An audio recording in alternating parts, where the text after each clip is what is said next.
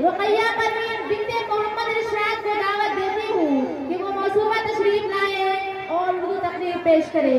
رقیہ پروین بنت محمد ارشاد.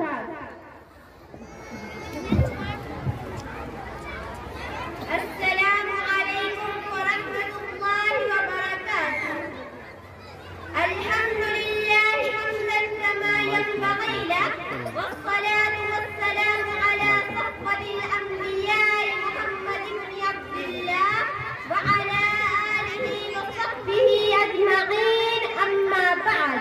معزز سامعین و سامعات، اصلاح معاشرہ مسلمانوں کی دنیاوی اور اخروی فلاح کے لیے ناگزیر شرط ہے. یہ دعوت الی اللہ کا پہلا قدم ہے. حاضرین و حاضرات مجلس، اسلامی معاشرے کے کچھ اساسی تقاضے ہیں جن کا پورا کرنا اس کے حق جاننے والے کے لیے ضروری ہے. قرآن مجید نے ان تقاضوں کو مختلف مقامات پر پیش کیا ہے. ایک جگہ ارشاد ہوا یا ایھا النبی اذا جاءک المؤمنات یبایعنک علی ان لا یشرکن باللہ شیئا الی آخر الآیہ. اے نبی، جب تمہارے پاس مومن عورتیں بیعت کرنے کے ارادے سے آئے کہ وہ اللہ کے ساتھ کسی کو شریک نہ کریں گی اور نہ چوری کریں گی اور نہ اپنی اولاد کو قتل کریں گی اور نہ جانتے بوجھتے کسی پر بہتان باندھیں گی اور یہ کہ کسی بھلی بات پر آپ کی نافرمانی نہ کریں گی، تو ان سے بیعت کر لیجئے اور اللہ سے ان کے گناہوں کی معافی کی دعا کیجئے. بلا شبہ اللہ بخشنے والا اور رحم کرنے والا ہے. معزز سامعین و سامعات، اس مخصوص پس منظر سے قطع نظر اسلامی معاشرے کے ایسے تقاضے ہیں جن سے مرد بھی قطعاً مستثنیٰ نہیں ہے. حضرت عبادہ بن صامت رضی اللہ عنہ فرماتے ہیں رسول اللہ صلی اللہ علیہ وسلم نے جس طرح عورتوں سے عہد لیا تھا اسی طرح ہم سے بھی عہد لیا کہ ہم خدا کے ساتھ کسی کو شریک نہ کرے، چوری نہ کرے، زنا نہ کرے، اپنی اولاد کو قتل نہ کرے اور ایک دوسرے پر تہمت نہ تراشے. معزز سامعین و سامعات، اس عہد نامے کو دیکھ کر ہر شخص بتا سکتا ہے کہ اسلامی معاشرہ کسے کہتے ہیں، اس کا مقصد وجود کیا ہے. معزز سامعین و سامعات، اسلام کا ماننا یا نہ ماننا کوئی معمولی واقعہ نہیں جس کا انسانی زندگی پر کوئی اثر نہ پڑتا ہو، بلکہ یہ اتنا بڑا واقعہ ہے جس سے دنیا و آخرت کی کامیابی وابستہ ہے. جو لوگ اللہ کے اس دین کو قبول کرے ان کی ذمہ داری یہ ہے کہ اسے دوسروں تک پہنچائے.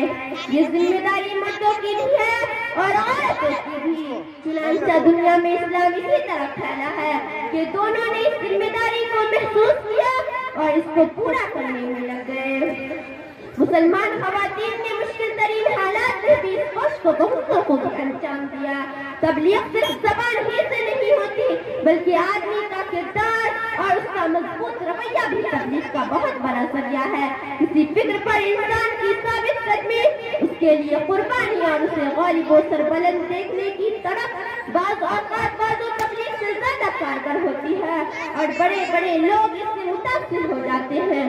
مسلمان خواتین کی استقامت اور ثابت قدمی نے اسلام کے سخت ترین مخالفین کو اپنی جگہ ہلا دیا ہے اور وہ اسلام کے بارے میں سوچنے اور اسے قبول کرنے پر مجبور ہوئے ہیں.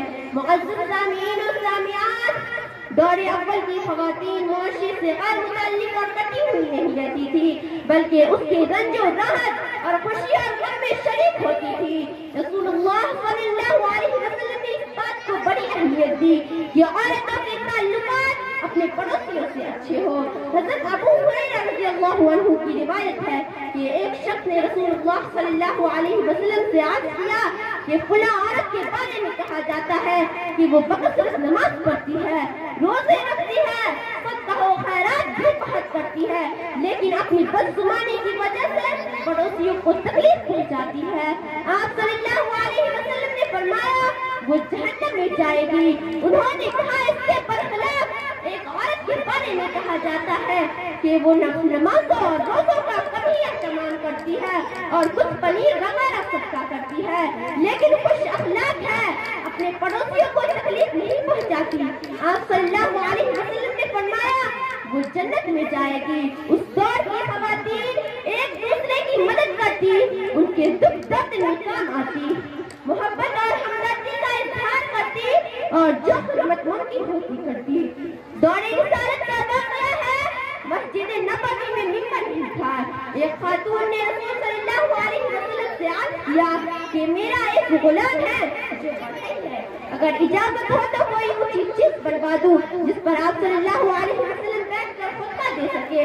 آپ صلی اللہ علیہ وسلم نے فرمایا ہاں بنوا دو۔ معزز سامعین و سامعات، دین کی مدافعت خواتین جس طرح شمشیر و زنا کے ذریعے کرتی رہی ہے، اسی طرح زبان و بیان کو بھی انہوں نے یہ فریضہ انجام دیا ہے۔ حق کی نصرت و حمایت میں نیزہ اور تلوار بھی بلند کیا ہے اور زبان کی قوت بھی سکتی ہے۔ ان کی پرجوش کتابت و تقریر نے بہت سو کے لیے اللہ کی راہ میں مرنا اور جینا اور اپنی متاع حیات کا لٹانا آسان بنا دیا۔ وآخر دعوانا